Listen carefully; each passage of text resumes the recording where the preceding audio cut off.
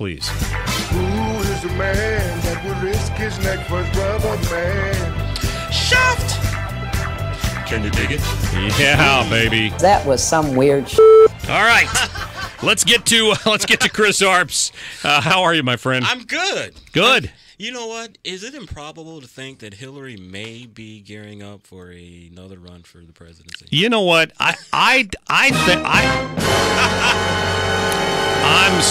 speechless, but I wouldn't be surprised. I think her ego is so large that she can't believe she lost that election. It was like the Tennessee Titans in that Super Bowl against the Rams, where the guy came up like 4 yards short of the touchdown that would have beaten the Rams, and it's like she's consumed with it.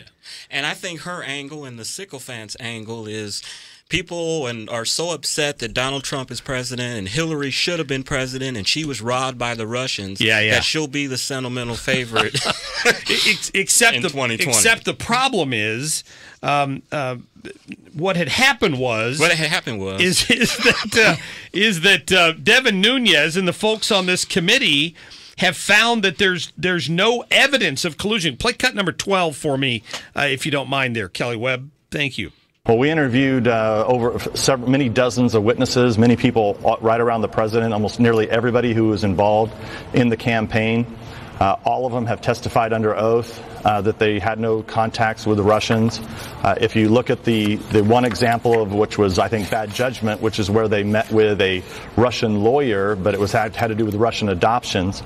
But on the other hand, we did find clear links between the Russians and the Hillary Clinton campaign, which nobody seems to care about. Adam Schiff says there's still evidence of collusion. He just hasn't found it yet. So, I mean, come on. You know, Mark, I'm as partisan as the next guy, but are we really shocked that the Republican Congress did not find any collusion? Well, I don't believe there's any. Or there's not any proof, but are we really shocked the point of the story is that somebody has finally drawn this to a conclusion, and they've said, listen, we've been kicking this dead horse for 18 months, and we don't have don't you think if there was a single shred of evidence that somebody in Donald Trump's campaign worked with some minion of Vladimir Putin — minion's my new favorite word — some minion of Vladimir Putin to make Trump president and Hillary a sore loser, that we would have seen that by now, but it's not there. You're right, and what we've said over these weeks and months is that this investigation is transformed into trying to catch somebody lying and obstruction of justice, and the whole collusion aspect is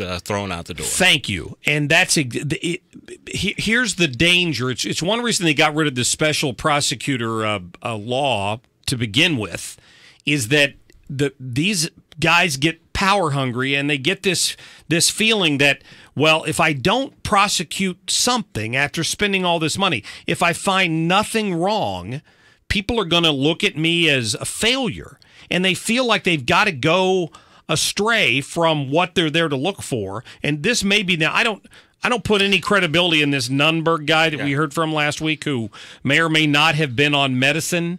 Do you remember that Aaron Burnett comment that they made? Talking to you, I have smelled alcohol on your breath. And I've said that to Chris Arps a time or two, but not on the air at a bar. But still, Sam Nunberg does the media tour last week, and he sounds like he's completely cuckoo for Cocoa Puffs. He's not going to honor this subpoena. Right. He's not going to talk. Well, then he went and did it, right? He after saying that he wouldn't, he went and spoke to the grand jury. Play cut number 17 and listen to what Cuckoo for Cocoa Puffs said afterwards. Listen. Did Mueller's folks ask anything that related to these issues around payments to people or women? Well, look, they asked if I had ever heard anything about that, and my answer is I never have. I don't know anything about it, and I wouldn't have known anything about it. Why is Bob Mueller investigating potential payments of Donald Trump to women? Take the Stormy Daniels thing aside, because even if he did that, what in the hell has that got to do with Russian collusion? That's what he was investigating. Yeah. Why is that even a question in a grand jury to this Sam Nunberg guy? And like we said, you see that in these investigations. You look at how Whitewater morphed into Monica Lewinsky, even to bring it down here locally. You look at this investigation with Greitens. This was supposed to be a investigation of a non-consensual picture. Now Kim Gardner has broadened this investigation to go into the Mission Continues charity. Once these special prosecutors or these investigations start, they keep going until they get a conviction. Until they get somebody on something. Exactly. Yeah. So he asked this guy this, assuming he asked other people that. Let's assume somebody's answer was yes. Then Donald Trump at some point agrees to be interviewed by Mueller or the grand jury, which everybody's advised him not to.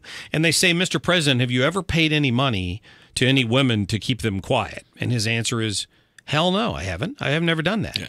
So then what do?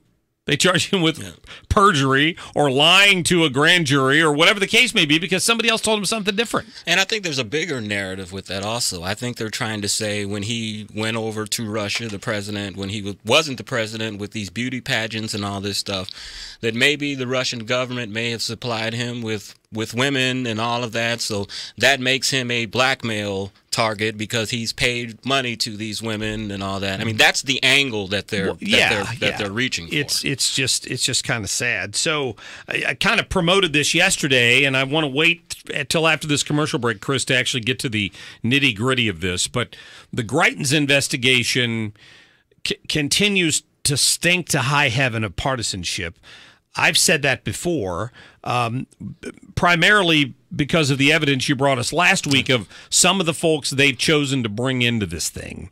And now we find out some you've discovered without giving away the details until after the break, because we want to be sure we hold people through the break. That's called a tease. That was a great one. Thank you so much. You do have some evidence that people that's not really out there in the public yet, right? Yeah, there's a great website that I used to go to all the time, Missouri Political News Service. They've kind of gone on hiatus, but they used to break a whole lot of stories back in the day. And they've got a story out today that Oh, yeah. I was about to get in. You're supposed to tease it. I was about to get into it. I tell you what, we'll get to that and much more. I'm going to put a cork in his mouth over here. And 314-969-9797.